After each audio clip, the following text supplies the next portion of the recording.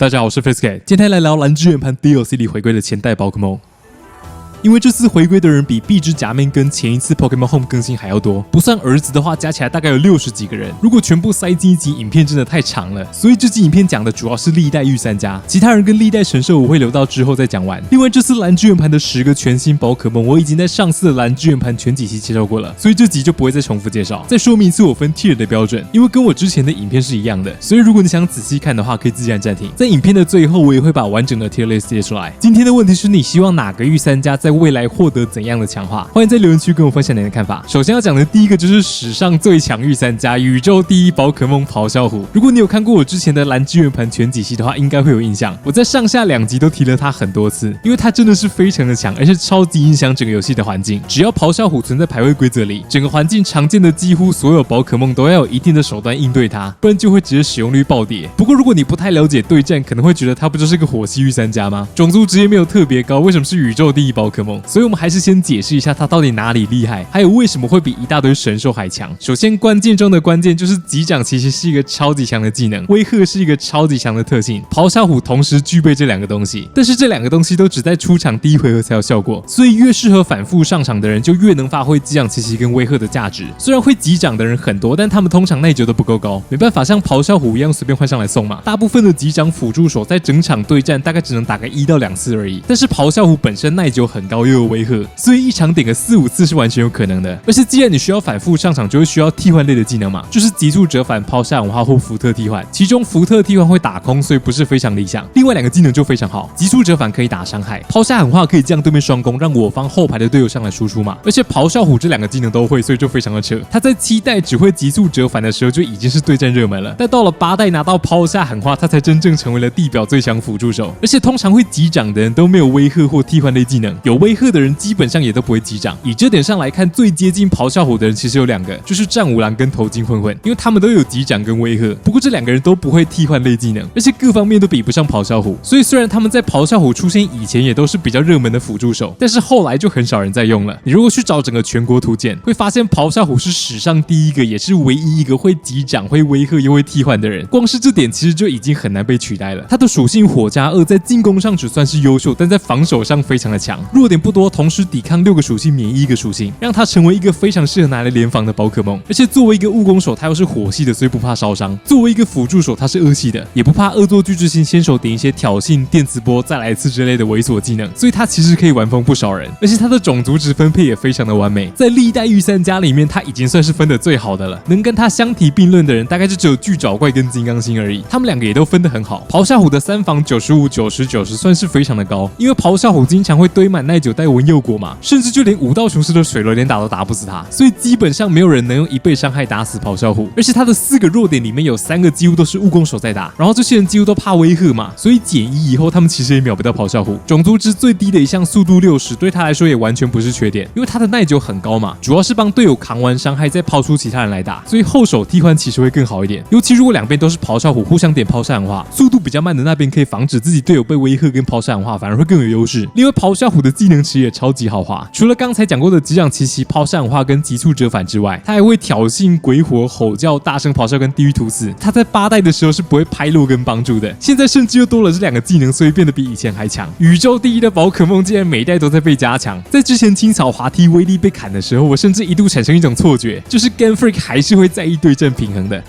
但是现在我只能说，怎么会有咆哮虎这么完美的宝可梦啊？到底是谁设计的？而且咆哮虎的务攻种族只有115，并不算低，同时双本系又有闪焰冲锋跟拍落，这2个都是超高威力的攻击技能，所以它就算完全不加务攻，输出也不会低到哪里去。这也是它跟其他辅助手最大的差距，就是它不止辅助能力强，同时输出还不低，所以真的是很强，泛用性非常的高，几乎放在什么队伍都可以。而且重点在于咆哮虎通常不是队伍的进攻组成，比方说你玩赛富豪强化队，通常就得选赛富豪嘛，不然你就没人输出了。但是玩咆哮虎队，如果碰到对面全队不怕威吓、不怕击掌，属性又克制咆哮虎，你可以不选咆哮虎就好了，用其他队友来打，通常也不会有问题，所以我会给他 High S。只要他能出现在排位规则，基本上使用率就很难跌出前几名。自从咆哮虎拿到威吓之后，到目前为止的世界赛成为世界冠军队的成员比例是100%，也就是没有任何一年的世界冠军队是不放咆哮虎的。就算到了未来开放一级神的规则，那些神兽还是会需要咆哮虎来打辅助嘛，甚至他在神战还会比现在更强一点，所以使用率有可能还会再提高。他跟土地云、风速狗之类的威吓手完全不是同个等级的，因为它的泛用性太高了，所以就是主导整个环境的宝可梦之一。其他人都需要围绕着咆哮虎来打。如果某个人打不赢咆哮虎，它的使用率就不可能太高。相反的，如果某个人非常克制咆哮虎，比方说化身土地云，他就有可能因此翻身成为热门，就有点类似之前的正义法跟武道雄狮啦。因为咆哮虎的配置弹性也非常大，最常见的道具是文佑果、巨树果、防沉浸、突击背心跟突突头盔，或者抗地果加钛金毒，我觉得也是蛮不错的选择，因为可以抵抗妖精跟原本的格斗弱点，而且去掉水跟地面的弱点。技能通常会带击掌奇袭跟一个替换技能，然后因为它的格子非常不够，所以剩下2个带什么都可以，但通常是双本系的攻击技能。关于咆哮虎比较重要的 course， 我觉得大概有3种，基本上都是建立在水火草的基础上。第一种是咆哮虎水恶鬼碰加正义法，因为恶鬼碰可以帮咆哮虎跟正义法掩护水流连打，咆哮虎可以抵抗正义法的全部弱点，然后正义法也克制水火草不好打的龙系，所以这本身就是一个还蛮稳定的 core， 连攻连防都很好，塞进很多队伍都可以玩。第二种是咆哮虎、金刚星跟水武道雄狮，然后加一个妖精系、龙系或冰系的队友，因为这3个人的连攻跟连防都蛮强的，几乎可以打所有龙系以外的人，而且也很容易轮转。但遇到一些龙系的人，比方说快龙，可能就会有点坐牢，所以一般会需要搭配2-3个克制龙系的手段。第3种是咆哮虎、盾菇跟随便一个水系的人，通常是武道雄狮或恶鬼碰，但玩晴天可以带波荡水，雨天可以带大嘴鸥，所以其实选择还蛮多的。这就是一个相对比较瘦的 core， 因为你有好几个掩护手段，很适合搭配一些强化类型的队友，比方说轨迹赛富豪、冥想猛雷谷或是龙武红米尔之类的。而且这3个 course 的泛用性都很高，所以如果你想玩某个宝可梦但不知道要搭配谁，我觉得通常直接从前面那3种里面选一种来组队，其实就是一个还不错的开头了。不过在开始介绍下一个人之前，如果你觉得这集影片有趣或是对你有帮助的话，记得按赞、留言还有订阅我的频道。如果你想跟更多人一起聊关于宝可梦的事，也不要忘记按资讯栏里的连结加入我的 Discord 伺服器。接下来我们就按照各世代来介绍吧。第2个是初代的妙蛙花，它其实本来算是一个还不错的晴天兄弟，因为速度145加上晴天以后算蛮快的，会超过雷击爱乐器，而且它又有高速催眠粉，所以打不赢还是可以睡下人。虽然它本身耐久算是还可以，而且草加毒抗性也不错，不过因为晴天叶绿素需要超高速，所以其实妙蛙花通常不太会加耐久，经常都是252特攻、252速度气势披带的，其实会有点浪费它的耐久跟抗性。特攻100也比较低，除了飞叶风暴之外，经常都打不死人，所以就目前的环境来看，它其实只算是还能玩而已。而且重点是现在多了一个更强的晴天兄弟，叫做群人小姐，速度更快，输出又更高，一样会睡人，而且会凝仙气，所以比妙蛙花更适合搭配煤炭龟，导致妙蛙花就比较尴尬一点，必须跟群人小姐互相抢使用率，所以我会给它 High C， 因为速度比较慢，而且进攻属性偏弱，所以算是稍微弱一点的群人小姐。不过因为现在厉害的晴天兄弟很多，所以要玩绝对是可以玩的。道具带气势披带、生命宝珠或广角镜都可以，技能一定会带催眠粉跟污泥炸弹。剩下2个有很多可以选，像是守住、气象球、大地之力、飞叶风暴、日光束之类的。因为妙蛙花的格子通常很不够，所以自己看情况选就好了。不过它本身速度不算快，必须搭配晴天才够，所以我觉得要玩的话就一定要搭配顺风手。顺风加晴天相当于4倍速度嘛，才比较能发挥叶绿素的高速优势。这点也是妙蛙花跟群人小姐相对其他晴天兄弟比较不同的优点。所以队友可以带一个龙卷云或风妖精，再加几个晴天兄弟，像是波荡水、猛雷谷、正义法、炎帝或古卷宝。第3个也是初代的水箭龟，不过它真的是非常废，特性2个都没有用，基本上等于白板特性。耐久还算可以，但是速度跟双攻都非常感人，导致它又慢又打不死人。唯一值得讲一讲的是它的技能池还蛮强的，会好几个非常厉害的技能，像是击掌奇袭、哈欠、黑雾、吼叫、帮助。如果要打输出的话，它甚至还有喷水跟波动虫也会破壳，所以理论上如果你成功破壳1-2次的话，水箭龟其实就还可以，但破壳不太适合喷水，所以它也只能打浊流跟冰冻光束，其实还是比较尴尬。我会给它 low D， 因为它至少会破壳跟击掌，所以绝对不算是完全没用，但也就比完全没用稍微好一点而已，属于那种打100场也很难遇到1次的人。虽然它也会铁壁跟扑击，但如果你真的要玩的话，我只推荐玩破壳就好，因为它玩铁壁扑击真的是一点优势都没有，你也不可能为了雨盘专门帮它开雨天嘛。破壳至少是一个超强的强化技能，而且会的人很少，所以还算是有点独特性。第4个是大竹葵，因为它真的太烂了，完全没有理由用它，所以我会直接给它 F。下一个也是第2世代的大力鳄，它的特性其实蛮好的，强行是一个大腿特性，你只要有技能可以搭配就不至于太烂。不过因为它是水系蜈蚣手，所以适合打的本系技能只有水的裂破，而且强行一般都是带生命宝珠嘛，它的速度还是比较尴尬一点，很容易出不了手就死了，而且怕威吓，所以我会给它 F。用它真的不如用武道雄狮，它就没有任何一点比得上武道雄狮的。下一个是第3世世代的火焰姬，火加格斗是一个蛮强的属性，而且它的特性是加速，这点也蛮不错的。爽朗或胆小加速一段以后就可以快过多狼巴洛托，不过它本身还是有点太脆了，基本上是被摸2下就会死。务工120怕威吓，特工110也不够高，所以它就算速度超快也不见得能打死人。而且武道雄狮可以直接对着它水流连打，就算是气势披带看穿也没有用，所以加速特性还是可能会等于白板特性。我会给它 High D， 因为它的属性、技能池跟特性都还可以，只是比不过其他更强的人而已，所以我觉得也不算非常烂。就是如果你很有爱的话，稍微还有机会发挥的程度。下一个也是第3世代的蜥蜴王，它的速度120算是蛮快的，而且特性是轻装，所以消耗道具以后速度还会再翻倍。但它除了速度快以外，真的就没有什么用了。105特攻太低，而且它也没什么辅助技能可以打，顶多就是龙声鼓舞一下隔壁的队友，但它又太脆了，所以鼓舞完一次就会死，甚至就连维京武道雄狮的雨天太金水流连打都可以把它满血踹死，就脆得非常的离谱，所以我会给它 low D。我唯一想到用蜥蜴王的理由，就只有它是龙系以外少数会龙声鼓舞的人，所以你至少不会全家弱魔法闪耀。如果要玩轻装，请直接玩大牛拉就好了，因为大牛拉比它强太多了。下一个也是第3世代的巨爪怪，首先它的种族值分的超级好，几乎跟咆哮虎是一样的，耐久很高，而且属性水加地面在防守上也超级强，弱点只有草系。但除了这2点之外，它全方位都看不到咆哮虎的车尾灯，因为它的特性是湿气，就是全场的大爆炸会失败。我只能说这个特性是比没用还没用，你打500场都不见得能遇到一个人带大爆炸，而且它也不会只讲七星跟抛射喊话，所以就只是单纯的耐久很高而已。能用的技能大概就只有水流裂破、10万马力、帮助、广域防守、冰冻之风跟哈欠，剩下的都没什么用。不过巨爪怪其实是会快速折返的，所以也可以像咆哮虎一样轮转，而且这还是本系的，所以是真的有输出的。假如它有威吓跟击掌的话，我觉得使用率有可能会直接暴涨到前10名吧，毕竟水加地面还是蛮强的，很少人能够秒掉它。我会给它 low D。其实它缺的就只是一个 mega 而已，因为 mega 巨爪怪是悠游自如的嘛，而且务工超高、耐久超高、速度又很快，已经是地表最强雨天兄弟之一了。不过毕竟一个特性的差别就是这么大，所以它只能算是比没用稍微好一点而已。第9个是第5世代的君主蛇，它就是一个靠特性吃饭的经典例子，因为君主蛇是唱反调的，能力升降会相反，所以很适合带一些打完会降自己能力的技能。以它来说，就是飞叶风暴跟新进的太金爆发。其实它在原本算是偏弱的唱反调，因为它的技能池超级窄，基本上只有飞叶风暴跟龙之波动可以打，所以碰到草跟龙打不动的人，他就只能原地坐牢而已。不过第9世代有太金化可以弥补它技能 coverage 太烂的缺点，甚至还多了一个新金属性，对君主蛇来说是非常大的强化，因为它终于可以完美解决自己打不动特定属性的问题了。在打完2、3次飞叶风暴以后，它的特攻其实就蛮高的，碰到抵抗草系的人打太金爆发也可以无差别输出。不过它的缺点就是种族值不够高，双攻75真的太低了，在强化起来以前根本没有输出。3防75、95、95其实算是还可以，只是因为它的速度蛮快的，一般也不可能不加速度嘛，所以它的耐久还是有点偏低，我会给它 High C。如果真的强化起来的话，输出还是蛮高的，但至少需要连打2次飞叶风暴才够。以现在的火力来说，花的时间有点太久了。你要是换成正义法的话，它可能早就把人闪死了。而且君主蛇没有范围技能可以清场，这也是一个比较大的缺点。它的配置弹性也比较小，一定要带的就是守住、飞叶风暴跟太金爆发，剩下最后一格可以从大蛇瞪眼、挑衅、替身里面选一个，因为它真的没几个好的技能打。队友通常会搭配咆哮虎，因为它需要别人帮他威吓跟击掌嘛。然后雷电云也算是比较适合他，因为可以鬼面跟怪异电波点自己嘛。如果对面秒不掉君主蛇的话，强化速度会比较快一点。然后你可能会需要一个正义法打龙系，还有武道雄狮打火系，就会是一个比较合理的雷电云平衡队了。下一个也是第5世代的炎武王，它其实其他方面都算是还可以，属性还不错，特性有点弱，但也不至于完全没用。而且它的攻击技能池非常丰富，用得到的技能它几乎都会。但因为种族值分的实在是太烂，速度不快不慢，耐久不高，双攻也不够高，所以基本上就是比较烂的风速狗而已。虽然输出比较高，但很难有出手机会，可能在打出第1下之前就会死了，所以我会给它 low D。因为舍身、闪焰冲锋至少还有点输出，所以不算是最没用的那种，但它可能就比臭鱼烂虾稍微好一点点而已。第11个是第7世代的西施海人，它的种族值分配也非常的优秀，特攻126算是蛮高的，特防116也很好，就是物防有点低而已，所以很适合搭配威吓手来玩，比方说咆哮虎或风速狗。特性湿润之声算是还可以，基本上是客家版的水系皮肤，会把声音类技能变成水系，但没有威力加成，所以相当于可以把巨声变成不会 miss 的浊流。它其实已经算是历代御三家里面最强的之一了，因为属性水加妖精非常的大腿，可以晚封很多人，像是咆哮虎、武道雄狮跟古剑豹，他们基本上都掏不出技能打西施海人，而且克制水加妖精的人非常少。它最主要的天敌铁臂膀，因为功能跟咆哮虎重叠最多，导致使用率暴跌，所以目前环境真的很少有人能压制它，基本上就是盾菇、金刚星跟一些1倍伤害的蜈蚣手而已，比方说头戴快龙或头戴炎帝，所以它其实还蛮好组队的。你只要搭配好打这几个人的队友，就可以让西施海人变得超级强。最好的例子就是爱管事跟红莲凯奇，因因为广域战力可以压制盾菇，火系也压制金刚星，同时可以改他场地。然后那些头戴神速的人都不喜欢精神场地嘛，他们必须先把爱管事打死，改掉场地才有办法输出。而且西施海人的速度60也比较慢，空间下已经可以 underspeed 非常多人了，所以这其实就是一个还不错的 core。它在第7到第8世代使用率不高，最主要的理由就是它跟卡普奇奇真的太像了，因为它们属性一模一样，都是水加妖精，种族之分配也很类似，都是中速耐久比较高的特攻手，而且人家是岛神，所以特性还可以开场地，辅助能力又比西施海人强很多，所以只要规则可以用卡普奇奇，就很少人会用西施海人。刚好第9世代 Game Freak 不知道为什么不发岛神的签证，所以现在其实是蛮适合西施海人发挥的环境，我会给他 Low A。虽然因为速度不够快，所以泛用性不是那么高，但非常压制现在好几个热门的人，所以在 position 好的情况下真的蛮强的。虽然已经有个更快的妖精系叫正义法，但西施海人的特防非常高，加上突击背心以后，正义法其实根本就打不动他，所以我相信他的使用率也不至于太低。如果要玩的话，大概就是3种配置吧，一个是突击背心带4个攻击技能，巨圣是必须带的，然后月亮之地或魔法闪耀可以选一个，剩下就从冰冻光束、能量球、冰冻之风、水蛾喷射里面选。虽然爆发伤害不高，但是可以玩疯很多热门的人，所以打个2-3下还是可以把人打死。队友可以搭配爱管事加红莲凯奇，当然现在会广域战力的人蛮多的，所以要用其他人也是可以。但是火加超能跟水加妖精的联攻非常优秀，其他超能兄弟没有火系，其实就不是那么适合。剩下的队友可以带一些克制恶系跟超能系，同时比较好打咆哮虎的人，比方说构赞狗跟正义法，尤其构赞狗跟西施海人的组合真的蛮强的，可以互相克制很多队友原本不好打的人，让2个人的强度同时提高一个等级。在触发一次看门犬之后，基本上是一拳一个金刚星，一拳一个咆哮虎，非常的猛。另外一种配置是剩饭冥想的，其实就是以前卡普奇奇常见的玩法，冥想2-3次，然后就一直打范围技能清场。队友通常需要搭配咆哮虎跟一个草系的人，选金刚星、盾菇跟来杯粗茶都可以，但它本身物防比较低一点，还是很难接太多次务工技能，所以玩冥想就相对没有卡普奇奇那么厉害。第3种就是比较正常的输出配置，你可以带生命宝珠、爽欧喷雾或讲究眼镜，然后守住加3个攻击技能，眼镜就带4个，因为它本身特攻其实就蛮高的，所以不像卡普奇奇那么需要冥想，其实直接打也是可以。不过最好还是搭配一个威吓手加一个空间手，威吓手可以补足他的物防缺点，空间手可以帮他控速，比方说搭配咆哮虎加多边手，不然他的速度有点不够快，混顺风又会太脆，就不是非常适合。最后就是上级的 tier list， 因为御三家能用的人真的不太多，大部分都还蛮烂的，所以强度差异会比较大一点。剩下的历代神兽跟其他宝可梦我也会在之后的影片讲完。最后照惯例，如果你想看更多有趣的队伍讲解，记得按赞还有订阅我的频道，你就不会碰到对面的咆哮虎永远比你快一点，所以你一辈子都拍不到它。同时也非常感谢每个 YouTube 会员的支持，谢谢你的收看，